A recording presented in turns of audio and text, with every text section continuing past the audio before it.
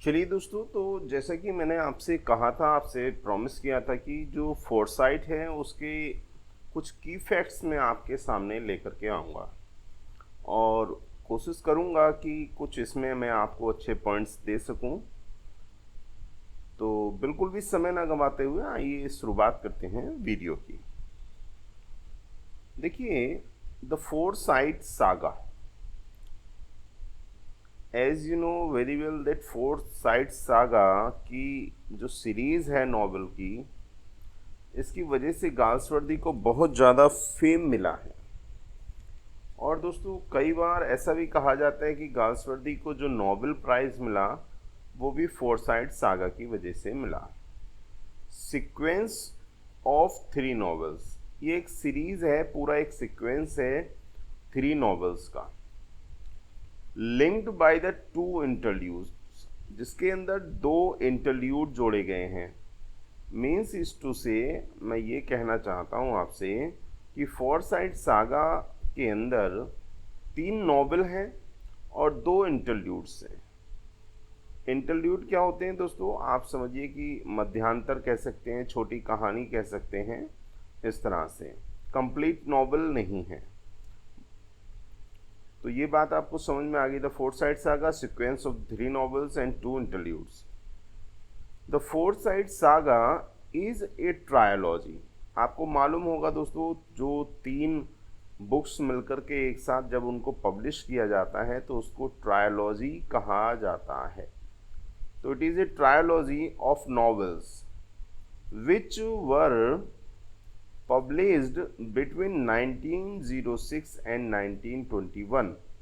यानी कि इसके अंदर जो नॉवेल्स हैं उनका जो प्रकाशन है दोस्तों, वो 1906 से लेकर के 1921 तक के बीच में हुआ है।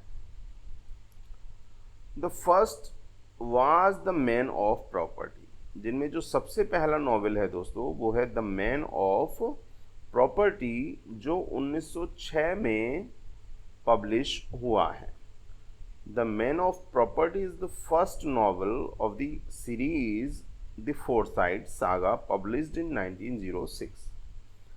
इसके बाद बात करते हैं दोस्तों, अगला पॉइंट है, this was followed by what Galsworthy calls an interlude.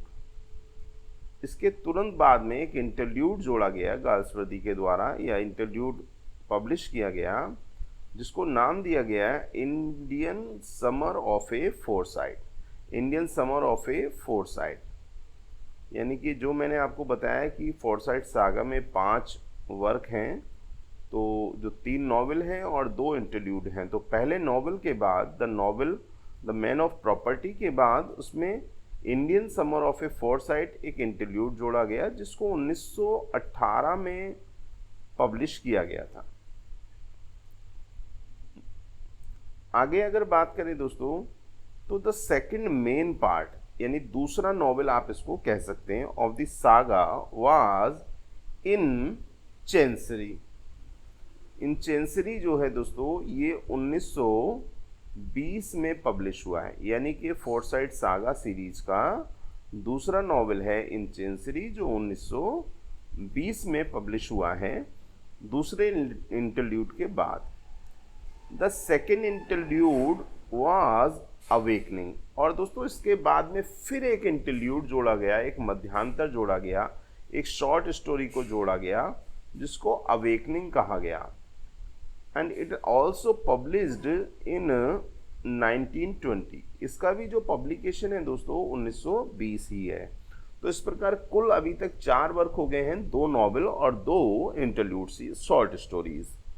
फिर इसके बाद आता है दोस्तों the third part of the trilogy. जो तीसरा पार्ट है ट्रायोलॉजी का, या यूं कहिए जो तीसरा नॉवेल है ट्रायोलॉजी का, टू लेट। ये है टू लेट। इसका जो पब्लिकेशन है दोस्तों वो है 1921 में इसको पब्लिश किया गया है। अब आगे थोड़ा समझते हैं दोस्तों। देखिए, ये पूरा एक सीक्वल है, एक आप कहें कि शुरू की एक सीरीज, फिर उसका अपने आप में एक बड़ी ट्रायोलॉजी है जिसके अंदर बहुत सारे पार्ट हैं, बहुत सारे चैप्टर हैं। तो इस फोरसाइट सागा का जो सेकंड सीक्वल आया है दोस्तों, ध्यान से सुनिएगा। देयर वर टू फर्दर ट्रायोलॉजीज, इसको फॉलो, इसके सीक्वल के रूप में दो ट्रायोलॉजीज और गाल्सवर्दी ने पब्लिश की हैं। एक है the man of a modern comedy, a modern comedy 1924-1928। ध्यान रखिएगा, अभी मैं आगे आपको ये बताऊंगा। और फिर दूसरा जो सीक्वल है इसका फोरसाइट सागा का ट्रायोलॉजी के रूप में, वो है एंड ऑफ द चैप्टर 1931 से 1933। ये दो डेट दोस्तों इसलिए दिए हैं कि इस दौरान इनके जो नॉवेल्स हैं वो पब्लिश हुए हैं इस सीरीज़ के। और ये जो एंड ऑफ द चैप्टर के आगे 1931 1933 लिखा है, इस दौरान इस वाले चैप्टर के यानी इस सीरीज़ के ट्रायोलॉजी के नॉवेल्स पब्लिश हुए हैं। तो कुल मिलाकर के अगर मैं सीधी सेंटेंस में कहूँ तो फोरसाइट सागा एक ट्रायोलॉजी, उसका सीक्वल है ए मॉडर्न कॉमेडी, उसका सीक्वल है the end of the chapter. ये अपने आप में एक ट्रायोलॉजी है मीन्स टू से, इसमें भी 3 नॉवल हैं, 3-4 किताबें हैं इसमें भी, तो ध्यान रखिएगा। आगे बात करते हैं दोस्तों। The whole enterprises is referred to the collectively as the Forsyte chronicle. इन तीनों के समूह को, किसको? फोरसाइट सागा को, मॉडर्न कॉमेडी को, एंड ऑफ द चैप्टर को कंप्लीट फॉर्म में द फोरसाइट क्रॉनिकल्स के रूप में जाना जाता है। The foresight chronicles. आगे बात करते हैं। द फोरसाइट क्रॉनिकल्स इंक्लूड्स 9 नॉवेल्स। अगर आपसे क्वेश्चन पूछा जाता है how many novels in total in the Forsyte Saga या फोरसाइट क्रॉनिकल, तो there are 9 novels and 4 interludes. 4 interlude हैं दोस्तों और 9 नॉवेल हैं। It is divided into 3 trilogies. जैसा कि मैंने आपको बताया 3 ट्रायोलॉजीज हैं, है ना। इसको 3 भागों में बांटा गया है इस फोरसाइट क्रॉनिकल को। पहला आपको मालूम ही है, द फोरसाइट सागा पब्लिश हुआ है 1922 में। इसके अंदर क्या क्या है मैं आपको बता देता हूँ। इसके द मैन ऑफ प्रॉपर्टीज़ का पहला नॉवेल है 1906 में पब्लिश हुआ। फिर इन चेंसरी दूसरा है 1920 में पब्लिश हुआ है। और टू लेट है जो 1921 में पब्लिश हुआ है। और यहीं पे आपको मालूम है कि इसमें 2 इंटरल्यूड भी हैं, Indian summer of A foresight और अवेकनिंग। सेकंड पार्ट है इसका दोस्तों अ मॉडर्न कॉमेडी, जो 1929 में आया है। इसके अंदर है दोस्तों पहला नॉवेल है द वाइट मंकी, 1924 में पब्लिश हुआ है। फिर है द सिल्वर स्पून जो 1926 में पब्लिश हुआ है। इसके बाद है स्वान सॉन्ग। दोस्तों आपसे पूछेगा वैसे स्वान सॉन्ग का मीनिंग होता है अंतिम रचना, लेकिन उन्होंने यहाँ पे नाम दिया है इसको, तो ये 1928 में पब्लिश हुआ है। और यहाँ पर दोस्तों इंटरल्यूड्स इसमें भी जोड़े गए हैं, जो मैंने आपको टोटल मिला के 4 इंटरल्यूड्स बताए हैं।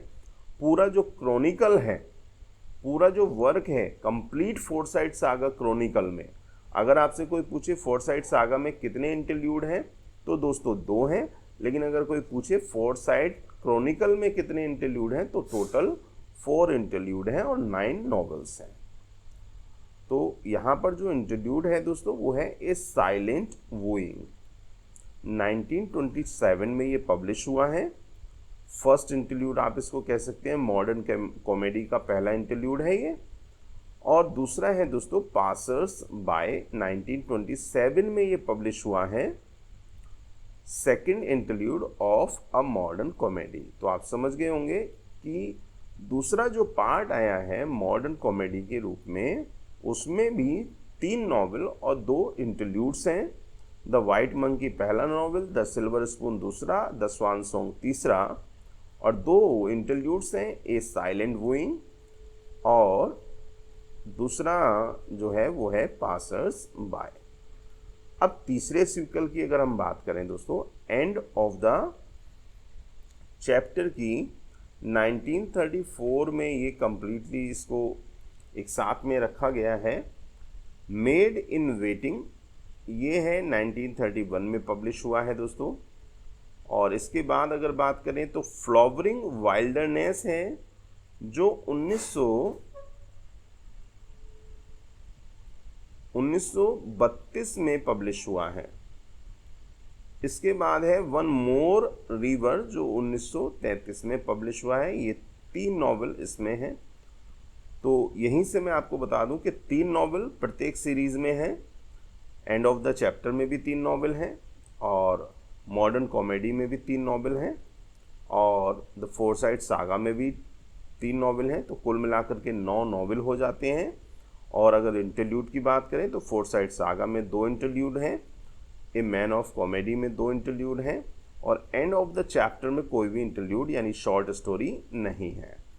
अब बात करें आगे कुछ इंपॉर्टेंट पॉइंट्स की। The Forsyte Saga is A series by English novelist John Galsworthy detailing 3 generations. दोस्तों ये पॉइंट बहुत ही इंपॉर्टेंट है। इसमें जो कुल जनरेशन दिखाई हैं वो 3 जनरेशंस हैं। 3 पीढ़ियों का ये नॉवल है पूरा। Of an upper middle class, दोस्तों दूसरा इंपॉर्टेंट पॉइंट है कि ये अपर मिडिल क्लास फैमिली को शो करता है जो कि विक्टोरियन फैमिली है। Victorian family, Victorian age from 1880s के समय से लेकर के 1920s का इसमें दोस्तों समय इसमें दिखाया गया है। तो ये कुछ इंपॉर्टेंट पॉइंट है, एक बार फिर से बता दूं। इसमें 3 जनरेशन्स हैं। अपर मिडिल क्लास फैमिली को इसमें दर्शाया गया है। विक्टोरियन फैमिली इसलिए कहा जा रहा है क्योंकि विक्टोरियन एज का समय है और विक्टोरियन फैमिली तो विक्टोरियन एज से रिलेटेड 1880s का जो समय इसमें दिखाया गया है दोस्तों, जो टाइम पीरियड मैनेज किया गया है वो 1880 से 1920 तक। पब्लिश्ड इन, अब पब्लिशिंग की बात करें, पूरा फोरसाइट जो सागा है नॉवल है वो 1922 में पब्लिश हुआ है। अब इसके अंदर दूसरा यानी अगला मैं आपको एक पॉइंट बता देता हूँ, बहुत ही इंपॉर्टेंट है कि इस पूरे नॉवल में जो एक थीम बनता है वो दोस्तों क्या है। तो उसको हम 2-3 चीज़ों के रूप में जानते हैं। सबसे पहले कहेंगे dramatic interest centres on unhappy marriage. तो इसमें पहला जो थीम है इसका दोस्तों वो है अनहैप्पी मैरिज, यानी इसका जो आधार है, बेस है, वो इसमें अनहैप्पी मैरिज लाइफ को दिखाया गया है। फिर है दोस्तों the problems of the divorce, जो समस्याएं हैं, प्रॉब्लम्स हैं डाइवोर्स की, वो इसमें दिखाई गई हैं। इसके बाद है दोस्तों the powerful influence of one generation on the next, जो एक पीढ़ी दूसरी पीढ़ी पर अपना प्रभुत्व दिखाती है, अपनी फाउंडेशंस रखती है, पावर दिखाती है, उसका इसमें उसको दर्शाया गया है। तो ये थीम दोस्तों बहुत ही इम्पॉर्टेंट है एग्जाम की दृष्टि से। आगे आते हैं, in the man of property Somesh foresight. यहीं पे आपको बता दूं, आपसे क्वेश्चन पूछा जा सकता है who is the man of property. तो Soames Forsyte is also known as the man of property. ध्यान दीजिएगा, बहुत ही इंपॉर्टेंट ये पॉइंट है। एक सक्सेसफुल सॉलिसिटर हैं ये। The nephew of old Jolyon है, ओल्ड जॉलियन के ये नेफ्यू हैं। Lives in London surrounded by his prosperous old uncles and their families. तो एक चीज़ और बता दूं, आपसे पूछा जाएगा कि इसमें जो है समय, तो मैंने आपको बता दिया कि लंदन का इसमें जो है स्थान दिखाया गया है। इस पॉइंट को भी आप विशेष रूप से ध्यान रखिएगा, ठीक है। लंदन में अपर मिडिल क्लास फैमिली। अब एक और इम्पॉर्टेंट पॉइंट दोस्तों, बड़ी मेहनत लगी है इन सभी को आपके लिए कलेक्ट करने में। अगर वीडियो आपको वास्तव में अच्छा लगे तो ज़रूर सब्सक्राइब कीजिएगा और चैनल को लाइक कीजिएगा, ताकि आपको आपकी जो कमेंट है वो मेरे तक पहुंच जाए और मैं समझ पाऊँ कि आपको चीज़ समझ में आई है। डेडिकेशन की बात करें दोस्तों, as mention by John Galsworthy, तो उन्होंने ये जो फोर्साइट सागा है, इसको अपनी वाइफ को डेडिकेट करते हुए ये लाइंस लिखी हैं दोस्तों। तो ये मैं यहाँ पर आपके लिए लेकर के आया हूँ, आप इनको एक बार पढ़ लेंगे ताकि आपको पता रहे कि जो भी फैक्ट है वो बिल्कुल एक्चुअल है। To my wife I dedicate the Forsyte Saga in its entirely, believing it to be of all my works the least unworthy of one without whose encouragement, sympathy and criticism I could never have become even such a writer as I am। तो सीधा सीधा उन्होंने कहा है कि मेरी wife यदि criticism नहीं करती, यदि मुझसे सिंपैथी नहीं रखती, यदि मुझे उत्साहवर्धन नहीं करती मेरा, तो मैं इतना योग्य लेखक कभी नहीं बन पाता। ठीक है दोस्तों, तो ध्यान रखिएगा। एक और इम्पॉर्टेंट पॉइंट मैं आपको बता दूं दोस्तों, ये अगर आपसे पूछ लिया जाए तो याद रखिएगा, इसमें ऑटोबायोग्राफिकल एलिमेंट है। मीन्स इज टू से ये ऑटोबायोग्राफी रखता है किसकी? जॉन गाल्सवर्दी की। कभी आगे कोई मैं वीडियो बनाऊंगा जिसमें आपको समझाऊंगा कि कौन सा कैरेक्टर किससे मैच होता है। अब आते हैं मेन कैरेक्टर्स की दोस्तों, इसमें मैं आपको बात कर लेता हूं, आपको समझा देता हूं। और जब मैं इनको समझा दूं दोस्तों, तो आप एक बार अपने पेन से इसका एक चार्ट बना लीजिएगा अपने अकॉर्डिंग। तो सबसे पहले मैं आपको बताता हूं कि इसमें 3 जनरेशन कौन सी है। सबसे पहले दी ओल्ड फोर्साइट्स हैं, उसके बाद है यंग फोर्साइट्स, और फिर हैं इनके चिल्ड्रन। तो ये 3 पीढ़ियां दोस्तों इसमें दिखाई गई हैं। आइए मैं एक एक करके आपको जल्दी से समझाने का प्रयास करता हूँ। सबसे पहले है Ann, the eldest of the family. ये सबसे बड़ी है फैमिली में दोस्तों, लगभग आई थिंक 80 साल की इनकी एज बताई गई है। और ये बहुत ज़्यादा, मतलब आपको बोलूँ कि बहुत ज़्यादा इनका रोल इसमें नहीं रहा है, बस ये कहिए कि एक संरक्षक के रूप में है ये। और इनकी जो डेथ है वो 9th चैप्टर में दिखाई गई है। उसके बाद दोस्तों कैरेक्टर है ओल्ड जोलियन का। Old Julian having made Fortune इन टी। तो यहाँ से आप समझ गए होंगे कि इनका जो बिजनेस रहा है टी का, उससे इन्होंने अपने आप को प्रॉस्पेरस किया है। ध्यान रखिएगा, लगभग 80 वर्ष की एज इनकी है दोस्तों। फॉन्ड ऑफ चिल्ड्रन हैं, ये बच्चों को बहुत ज़्यादा पसंद करते हैं। और एक जगह कहीं पे एक समय आएगा जब आप इसकी अगर आप डिटेल पढ़ेंगे तो he loves his grand daughter June Forsyte. वह थोड़े से विवादों में भी हैं जून फोर्साइट को प्रेम करने के लिए, फैमिली का क्रिटिसिज्म उनको झेलना पड़ता है। तो अगला कैरेक्टर है दोस्तों जेम्स आ सॉलिसिटर, जिसको जेम्स फोर्साइट के रूप में आप जानते हैं। मैरिड टू एमिली, जो एमिली से विवाह करता है। द मोस्ट ट्रैंक्विल वुमेन, और यहीं पे आपको बता दूं कि ये आप सोचेंगे जेम्स कौन है ना, तो जेम्स ब्रदर ऑफ जोलियन है, यानी कि ये दोनों भाई हैं दोस्तों। ध्यान रखिएगा, ओल्ड जोलियन एंड, ये पूरा नाम इनका है ओल्ड जोलियन फोर्साइट, और ये है जेम्स फोर्साइट। तो ये एक सोलिसिटर हैं, याद रखिएगा। इसके बाद आता है दोस्तों स्वीडन जेम्स ट्विन ब्रदर। ये जो हैं दोस्तों जेम्स के ट्विन ब्रदर हैं, यानी ये दोनों जुड़वा भाई हैं। एरिस्टोक्रेट हैं ये, ध्यान रखिएगा, बहुत इंपॉर्टेंट चीज़ें। एक पॉइंट थोड़ा सा छूट गया दोस्तों, मैं आपको बता देता हूँ। ये जेम्स जो हैं ये वाले, ये ऊपर वाले जेम्स फोर्साइट, ये फादर ऑफ विनीफ्रेड भी हैं।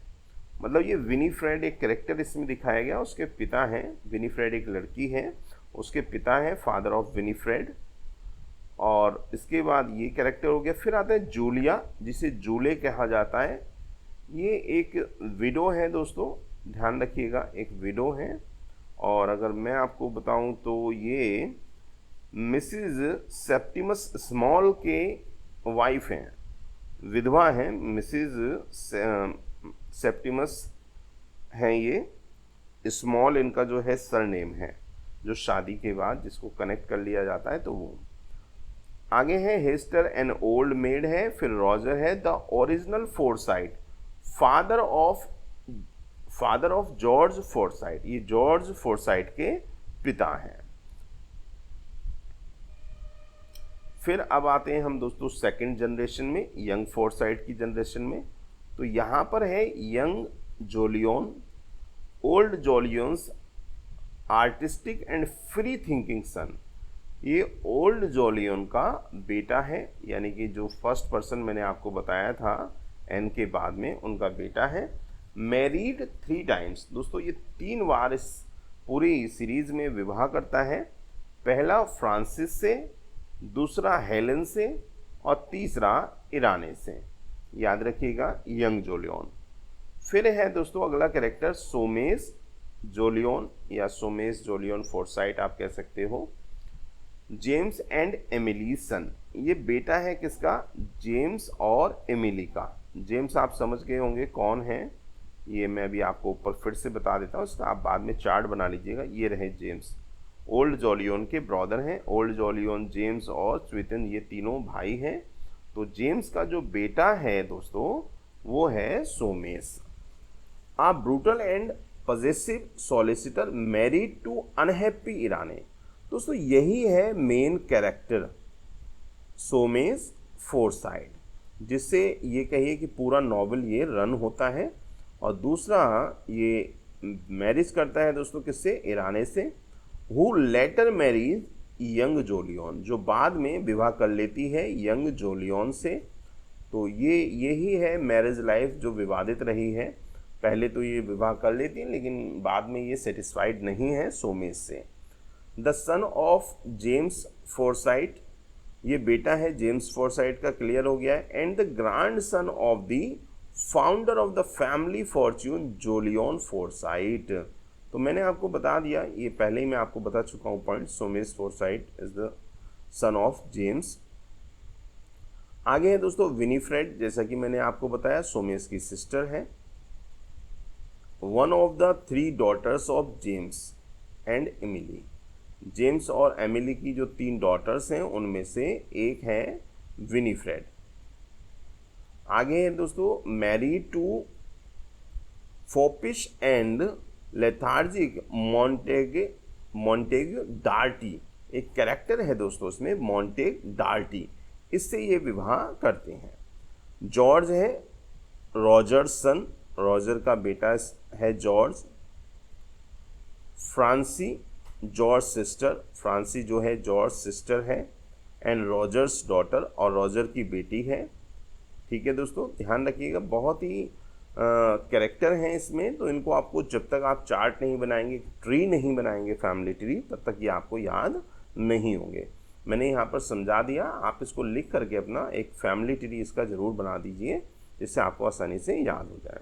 द चिल्ड्रन है दोस्तों जून, यंग जोलियंस डिफिएंट डॉटर, यही है वो कैरेक्टर जो मैंने आपको बताया था ओल्ड जोलियन, जिसको बहुत ज़्यादा प्रेम करते हैं। From his first marriage young Jolyon's डिफिन, ये बेटी किसकी है? यंग जोलियन की। ठीक है, जो फर्स्ट मैरिज है उससे। एंगेज टू एन आर्किटेक्ट, जो एंगेज्ड हो जाती है एक आर्किटेक्ट से जिसका नाम है फिलिप बोसने। यानी कि तीसरी पीढ़ी में जो जून है, जो यंग जोलियन की बेटी है, वो फिलिप बोसने से एंगेज्ड हो जाती है। हु बिकम्स ईरानेस लवर, जो बाद में ईराने को प्रेम करने लगता है। यानी कि ये पूरा फैमिली मैटर इसमें दिखाया गया है, कौन किसको। अब जैसा कि आपको मालूम है कि जो गाल्सवर्दी हैं उन्होंने खुद अपनी कज़न से विवाह किया था एडा से, तो वही पूरा इसमें दिखाया गया है दोस्तों। और ये जो सोमेस फोरसाइट है ये और कोई नहीं बल्कि जॉन गाल्सवर्दी को ही इंडिकेट करता है। अब है दोस्तों अगला कैरेक्टर जॉली, यंग जोलियन सन, ये यंग जोलियन का सन है। फ्रॉम हिज सेकेंड मैरिज, उनकी दूसरे विवाह से। डाइज ड्यूरिंग द बोअर वार, जो मर जाता है बोअर वार के दौरान। फिर कैरेक्टर है दोस्तों होली, जॉली और होली याद रखिएगा, young Jolyon's daughter from his second marriage. देखिए दोनों जगह मैंने मेंशन किया है, ध्यान दीजिएगा। Jolly young Jolyon son from his second marriage, Holly young Jolyon's daughter from his second marriage. फिर है Jon young Jolyon son from his third marriage. देखिए समझिए, जो यंग जोलियन की थर्ड मैरिज हुई है ईराने से, उससे पैदा है ये Jon. Fleur Soames daughter from his second marriage. ये जो फ्लेयर है दोस्तों, ये करैक्टर भी बहुत इम्पॉर्टेंट है। ये सोमेस की डॉटर है, क्योंकि अगर मैं अभी थोड़ा डिटेल आपको बताऊं तो बड़ा उलझा हुआ सा ये नॉवेल है। जब तक तो आप अपने आप से नहीं पढ़ेंगे इसको समझ में नहीं आएगा, क्योंकि इन दोनों की अलग अलग मैरिज होती है, सोमेस की और ईराने की, और इनसे लड़का पैदा होता है, और वो फैमिली के बैकग्राउंड को जानते नहीं हैं दोस्तों, और आपस में प्रेम करने लगते हैं। जब फैमिली को, सोमेस को, ईराने को ये पता लगता है कि ये तो आपस में भाई बहन हैं और विवाह करने जा रहे हैं, तो ये इनको रोकने के लिए चले जाते हैं, और फिर ये तो तैयार नहीं होती है, हाँ, इसको बुरा लगता है, लेकिन जो लड़का है वो मान जाता है। To a French Annette Jon's lover. देखिए ध्यान दीजिए, फिर से मैं ये लाइन पढ़ देता हूँ। फ्लेयर सोमेस की डॉटर है फ्रॉम हिज सेकेंड मैरिज, उसकी दूसरी मैरिज से, जो कि एनेटे के साथ हुई थी। जॉन्स लवर, ये जॉन से प्रेम करती है। लेटर मैरीज ए बैरोनेट, और बाद में ये विवाह कर लेती है माइकल मॉन्ट से। ध्यान दीजिएगा, Fleur married to Michael Mont. ये मैंने आपको जो जॉन बताया है दोस्तों, ये ईराने का बेटा है। अभी आपने पढ़ा होगा ना, ये यहाँ पर ये है जॉन। तो ये दोनों आपस में प्रेम करने लगते हैं। एक ये लड़का है ईराने का और ये सोमेस की बेटी है, और वो दोनों पति पत्नी हैं। तो इससे वो यहाँ पर ये खिचड़ी पकी हुई है पूरा इसमें।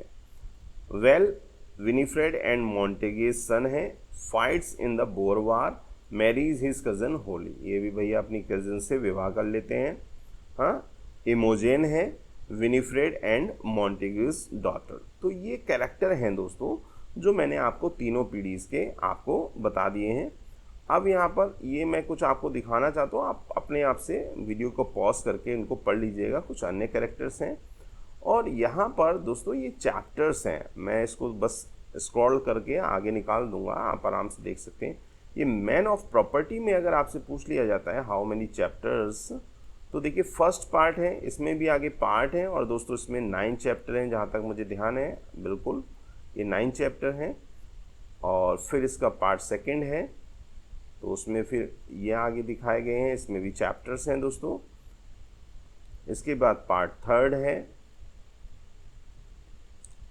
तो इतना डीप में जाने की मुझे नहीं लगता ज़रूरत है, जितना मैंने आपको की फैक्ट्स बता दिए हैं वो काफ़ी हैं। बाकी कोशिश मैंने की है दोस्तों, अगर कुछ छूट गया हो तो मैं कह नहीं सकता, लेकिन फिर भी जो भी क्रीम थी वो मैंने आपको ज़रूर यहाँ पे देने का प्रयास किया है। तो ये बहुत सारे दोस्तों ये आगे हैं। फिर ये जो टू लेट है नॉवेल, उसके फिर पार्ट हैं। फिर आगे जो है ये पार्ट सेकंड आ गया सी का। तो बहुत सारे करके इस तरह से ये पार्ट है। तो यहाँ पे आके ये कंप्लीट हो जाता है दोस्तों। तो मुझे उम्मीद है दोस्तों आपको वीडियो पसंद आया होगा। यदि वीडियो अच्छा लगे तो दोस्तों सब्सक्राइब कीजिएगा, शेयर कीजिएगा, लाइक कीजिएगा। मिलते हैं अगले वीडियो में, तब तक के लिए नमस्कार। Thank you so much.